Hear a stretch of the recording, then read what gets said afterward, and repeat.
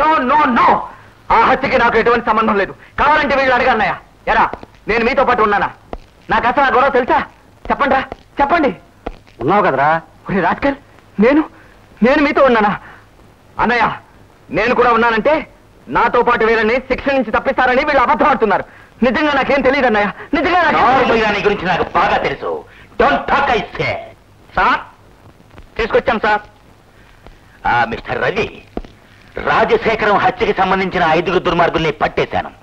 ఆ అమ్మాయిని అల్లరి పెట్టింది, హత్య కారకులైంది వీళ్ళేనని నువ్వు గుర్తుపట్టి స్టేట్మెంట్ ఇవ్వాలి. రవి, శివమి, నేను ఆ గొడవలో లేనని ఎంత చెప్పినా మా అన్నయ్య నమ్మటం లేదు.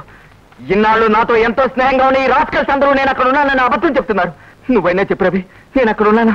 లేరు కదూ, చెప్పు రవి, చెప్పు. నువ్వేమిటో, నీ చరిత్ర ఏమిటో నాకు బాగా తెలుసురా. నిన్నెవరూ సర్టిఫై చేయక్కర్లేదు.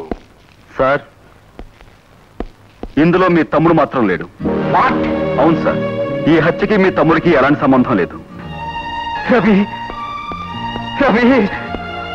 మలవరే, సమయానికి వచ్చి నన్ను రక్షించావు.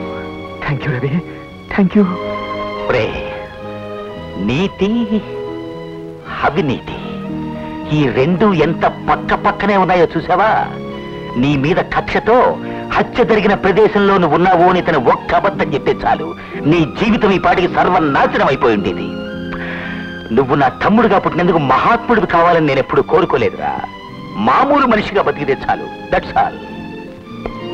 రవి, చచ్చిపోతున్న న్యాయదేవతకి నీ నీతి నిజాయితీలతో కాస్త ఊపిరిపోసావయ్యా.